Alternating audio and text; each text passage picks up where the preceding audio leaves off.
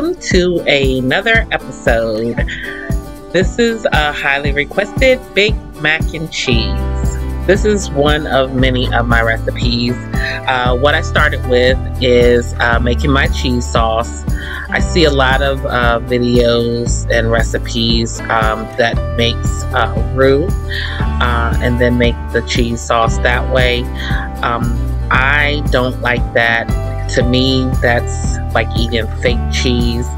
I like to just use butter and milk as my base, and as the butter melts down, then I incorporate my cheese and slowly walk it until it all blends together. So you'll see that here in this process.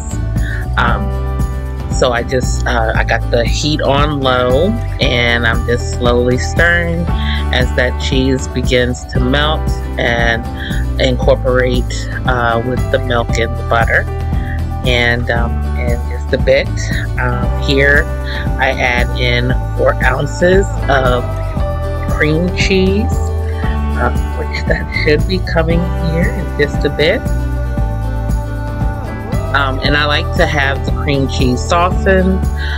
That allows it to combine a lot easier. Depending on the size that I'm making, if I'm going to be doing a big batch, I will do a whole block of cream cheese, but in this instance, I only use half. So as you see, I am dolloping that into mixture, and that also helps it incorporate more easier as well. And a little tip on getting it softened quicker. Most of the time when you're cooking a dish like this, you're also cooking other items. Your oven's already going to be on. Just set the cream cheese on the stove and just let it sit there for maybe 5 minutes or so. Flip it over, and that will get it softened through pretty good if you need it quicker.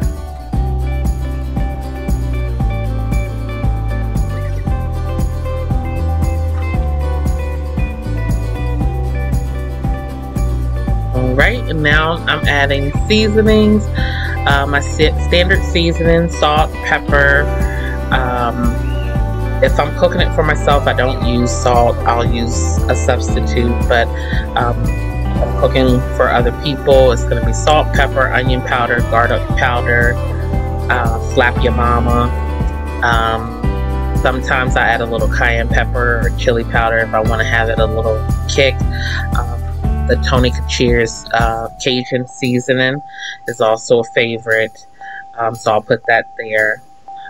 Also for the noodles, I cook according to the package, but to the water I do add better than bouillon based seasoning to the water instead of adding salt. And if I'm cooking it for myself, I don't use that. I'll use just lemon pepper as my seasoning to the water. Alright, so then I just stir that to combine all my seasonings and with the cheese, and it is slowly combining together, so it's a process. I don't often do my mac and cheese this way, but I do like changing it up just because we don't like eating the same thing every time, especially Thanksgiving and Christmas being that close together. We tend to have the same meal, so having it in different variations is definitely key.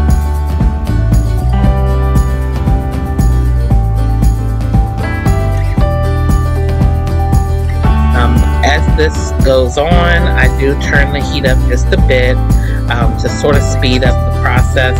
You really want to watch your temperature just because that can burn or scorch easily. Now I'm showing an overshot of my noodles in the pan. I do put butter. I add in some shredded cheese, and here in this shot I've added some of the cheese sauce, and now I'm adding some more shredded cheese to incorporate it in there. I also add sour cream. Me and my family love a cheesy mac and cheese, and this one was not lacking in any part of that area.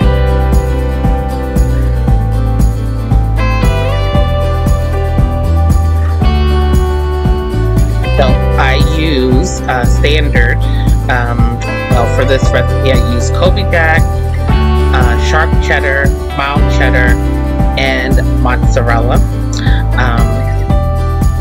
And it just, that mozzarella gives you that cheese pull. I'm not really too keen on the cheese pull. I like it creamy, and I like to taste the cheese. Some folks mac and cheese, when you eat it, you taste just noodle, and I like to taste a creamy cheese sauce. So whether I do a cheese sauce, I have another recipe and I will put it on here. You don't have to actually make that cheese sauce to get that cheese sauce flavor when you make the cheese. I mean the mac and cheese. So you'll see in that video as well. And it is very creamy in there. I also, in that mixture with the cheese, after that's in there, I do beat up 2 to 3 eggs and heavy whipping cream. I also season that with the same seasoning, and I pour that in to incorporate to act as a binder. Typically, if I'm doing 2 pounds of noodles, I'll do an egg per pound. That gives you a more of a creamy consistency. The more eggs you use, the more solid your macaroni is going to be, and not as creamy. So that you want to bear in mind as well. Alright, so I did it in 2 layers. I pour it down, add a layer of cheese, top it with some butter, season it on top, and then pour down another layer of noodles, and repeat that process. I like to top it with the shredded sharp cheddar. I just love the way sharp cheddar tastes on mac and cheese. It's just phenomenal. So we're about to put it in the oven, and this is what it looks like when it's done. Now every oven is different. You take it out when it's to the color of your consistency that you like. My camera is not doing it justice. It doesn't show the color, you know. It was beautiful. It's fabulous, and it just turned out perfect, and that is what I like. Yes, nice and creamy and delicious.